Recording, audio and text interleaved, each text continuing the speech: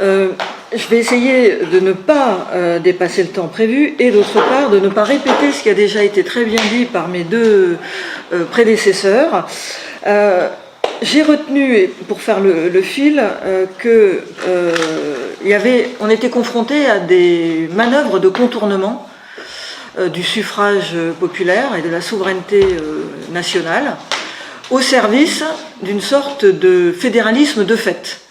C'est-à-dire que depuis toujours, dans les facs de droit, on apprend les différents modèles politiques, l'État-nation, le fédéralisme et tout ça repose sur des textes et ça se construit parce qu'il y a des gens qui se mettent autour d'une table et qui disent tiens, on va faire une fédération américaine. Enfin, bon, ce à quoi on est confronté en Europe, c'est pas ça. C'est un fédéralisme qui se construit de fait et un petit peu à notre insu, parce qu'en fait, ce n'est jamais ou quasiment jamais validé par des débats, validé par des votes, après des délibérations. Et c'est ça qui est extrêmement tordu, c'est parce qu'il y a toujours des gens pour nous dire « mais non, mais c'est pas vrai, vous êtes paranoïaque, vous avez peur, la Commission européenne n'est pas un léviathan, c'est pas un monstre, c'est pas un gouvernement, etc. » Parce que, en fait, c'est jamais écrit. C'est jamais dit comme ça. Et il y a toujours des gens qui, comme l'a dit Christophe Rameau, nous proposent un fédéralisme de gauche, pour brouiller un peu les pistes, et ce qui fait qu'on ne sait jamais où on en est. Alors, j'ai prévu de rappeler, en vous donnant quelques dernières informations sur où on en est de cette fédéralisation rampante. Et encore une fois, moi j'admets très bien intellectuellement qu'on puisse être fédéraliste, c'est pas mon cas, hein, mais ce que je n'admets pas, c'est qu'on le fasse de manière rampante et dans le dos des gens.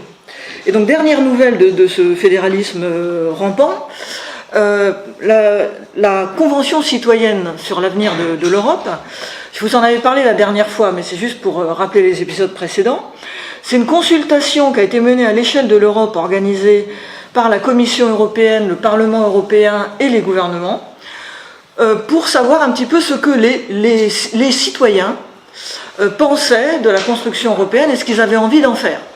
Alors vu comme ça paraît sympathique, mais en fait, dans le déroulé, les personnes qui ont participé à ces consultations, c'est des gens qui se sont autodésignés les uns les autres, dans les communes, dans les régions, donc des gens qui étaient déjà très partisans du fédéralisme en question, et qui, par ailleurs, ont été sélectionnés grâce à des cabinets conseils.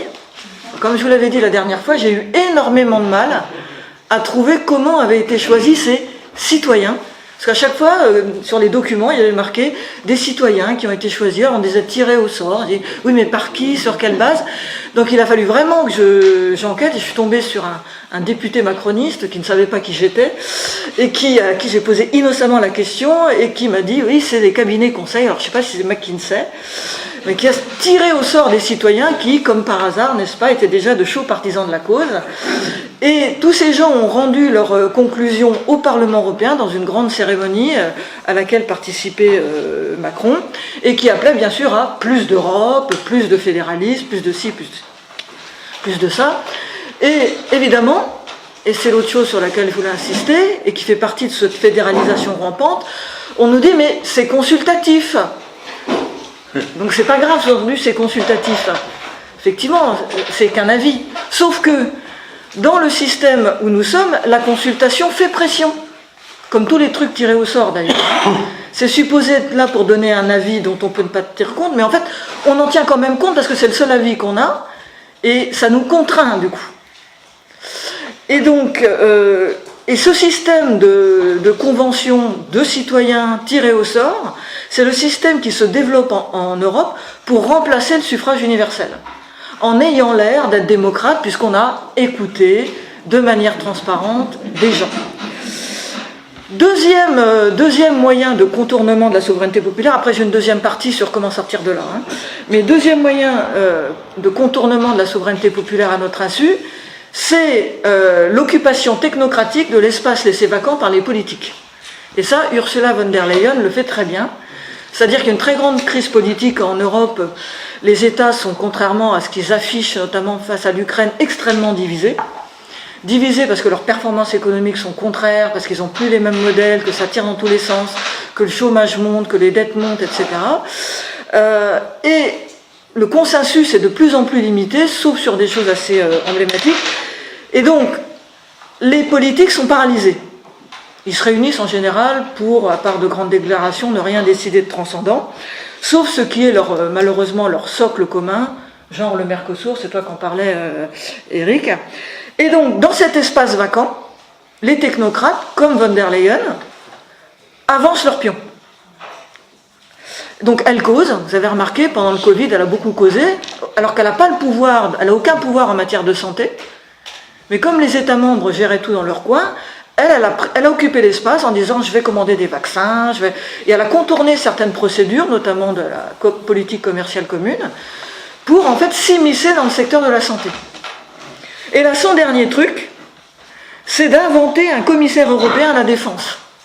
C'est pas écrit dans les traités européens, mais elle a dit ça serait très bien parce que il faut combattre les Russes, il faut combattre tous les méchants qui nous attaquent, et donc il nous faut un commissaire à la défense. Et comme les 27 sont pas d'accord, apparemment ça va se faire. Mais c'est contraire au traité, c'est pas écrit dans le traité. Mais ça va quand même se faire par un arrangement entre gouvernements sur lequel on n'aura rien à dire, mais qui pourra avoir des conséquences parce qu'un commissaire à la défense, ça peut causer en politique étrangère, ça peut causer en défense. Donc ça peut dire des âneries sur le Proche-Orient, ça peut nous pousser à faire une guerre en Europe centrale et orientale, ça peut nous embarquer en mer de Chine derrière les Américains, etc. Donc voilà un nouveau truc, l'occupation technocratique de l'espace laissé vacant par les politiques. Troisième truc, c'est passé complètement inaperçu, mais la Cour de justice de l'Union européenne a encore procédé à un coup d'État il y a 3 semaines, c'est passé complètement inaperçu. Il y a un arrêt qu'elle a rendu à la demande d'une cour d'appel de Roumanie. Alors, je peux vous raconter l'histoire, mais ce serait peut-être un peu long. Enfin, la conclusion de cet arrêt, qui a été rendu le 26 septembre, c'est qu'un juge national n'est pas obligé d'appliquer la décision d'une cour constitutionnelle qui serait contraire au traité. C'est-à-dire on avait jusqu'à présent l'obligation par la Cour de justice d'écarter les règlements et les lois qui sont contraires à la Constitution, mais le Conseil constitutionnel, les tribunaux constitutionnels restaient au sommet de la hiérarchie des normes. Elle vient de décider, personne n'en parle, donc ça je le dis à qui veut bien m'entendre, elle vient de décider que le juge national devait écarter une décision, par exemple chez nous, du Conseil constitutionnel, si jamais celle-ci était contraire au traité européen. Et qui décide que c'est contraire au traité européen? Évidemment, les institutions européennes. Donc on est en train de parachever le coup d'État institutionnel rampant dans lequel on est depuis plusieurs années, puisque maintenant, ça y est, le dernier étage de la fusée, la Constitution, qui officiellement reste la norme suprême. C'est important que la Constitution soit la norme suprême, puisqu'elle est votée par les citoyens, et que normalement elle est la règle, même si en France ça devient un petit peu théorique, vu ce qui se passe depuis les dernières élections législatives, et pas seulement, ça reste la norme suprême. Là, la Cour de justice est en train de faire sauter ça, et personne ne dit rien et ne fait rien. Alors, et c'est la deuxième partie de mon intervention, cette mécanique-là, elle peut s'arrêter. C'est-à-dire, elle est rampante, elle progresse, elle avance, elle est extrêmement dangereuse, parce qu'elle est soutenue par tout un tas de gens, des députés, du personnel politique, des juges aussi chez nous, qui la mettent en œuvre comme de bons petits soldats, des gens dans les administrations aussi, qui obéissent aux institutions européennes. Mais ça peut s'arrêter si déjà on s'en rend compte. C'est-à-dire la première phase, c'est de sortir du truc, oui mais c'est pas vrai, c'est plus compliqué que ça, vous êtes des complotistes, et puis il peut y avoir un fédéralisme de gauche, etc. Donc déjà le premier truc, c'est de sortir du non-dit, et de dire on vous a vu. On vous a vu. On vous a vu la Commission européenne, on vous a vu la Cour de justice, on sait très bien ce que vous êtes en train de faire et on n'est pas d'accord. Donc ça c'est la première étape. La deuxième étape, c'est de se battre, j'allais dire, ça va peut-être vous paraître un peu bizarre, contre toutes ces initiatives citoyennes, alors là j'ai un petit désaccord avec Eric, qui sont en fait des pansements sur des jambes de bois. C'est-à-dire l'initiative citoyenne, effectivement, Eric a raison, il y en a une qui est passée un peu comme le mouton qui passerait au milieu d'une meute de loups, mais ce n'est pas la loi du genre. Le principe général des initiatives citoyennes, c'est qu'on les dépose et que ça débouche sur rien. C'est-à-dire on nous autorise à dire, encore heureux, on nous autorise à causer, à signer des textes, mais au bout du compte, c'est quand même la Commission européenne qui décide. Et là, elle a été sympa, un peu comme au Moyen-Âge, il est bon notre maître. Elle a fait passer celle-là, mais elle peut très bien dire j'en ai rien à fiche et on ne peut pas l'obliger. Donc il faut sortir de tous ces bidules citoyens, ces machins consultatifs là, qui sont là pour en fait nous faire avaler qu'on a perdu notre vrai pouvoir qui est celui du suffrage universel, qu'a très bien décrit Christophe Rameau tout à l'heure. Et il faut réclamer le vrai pouvoir du suffrage universel, c'est-à-dire ramener au principe de base, tous les pouvoirs qui s'appliquent à nous doivent être issus du suffrage universel et rendre des comptes devant lui. Et ça ne peut être que dans le cadre national. Il n'y a pas de suffrage universel européen, c'est complètement théorique. On ne va pas avoir une circonscription à l'échelle des 27 avec des électeurs de 300 millions d'électeurs qui parlent une vingtaine de langues et qui n'ont absolument pas la même vision du monde. Sortir aussi de l'idéologie de la transparence. La Commission européenne adore ça, la transparence. Oui, on est transparent, on fait des communiqués, on ouvre, on fait des visites, on accueille les citoyens, on fait des groupes de travail, on fait des consultations, on fait des interfaces avec la société civile, ça ils adorent ça. Mais sauf que cette transparence, en fait, elle est là pour cacher. C'est le principe que les communicants connaissent bien, de la transparence opaque.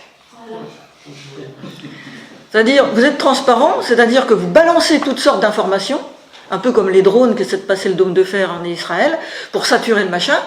La transparence, c'est pareil. C'est-à-dire, on vous assomme de documents que le citoyen moyen est absolument incapable, ni parce qu'il n'a pas le temps, c'est pas forcément une question de moyens, de décrypter. En anglais. Et souvent en anglais, merci cher ami. Et il va donc s'en remettre à des technocrates, des techniciens, des porte-paroles, des Piketty, des Julia Cagé, des gens qui vont lui expliquer, en gros, ce qu'il doit penser de tous ces documents qu'en toute transparence on lui a transmis. La démocratie, évidemment, ça implique une forme de transparence, mais la démocratie, c'est surtout la capacité de la délibération sur des choses qui ont une prise avec la réalité. Sinon, on ne peut pas, je veux dire, la totalité des documents qui peuvent être à notre portée est tellement vaste qu'on ne s'y retrouverait pas. Donc il faut retrouver, et là encore, ça ne peut être que dans le cadre national. Vous ne pouvez pas avoir une démocratie délibérative et décisionnaire, il faut toujours ajouter décisionnaire, parce que là on veut nous faire délibérer, mais surtout pas décider. Donc ça aussi c'est un autre truc, hein. Surtout pas de cette démocratie délibérative, c'est un piège. Hein. Parce que ça veut dire que la décision, c'est quelqu'un d'autre. Donc c'est von der Leyen, c'est Macron, etc., c'est la banque machin, etc. Donc, sortir de tous ces mythes qui sont en fait des mythes élitaires. Et donc,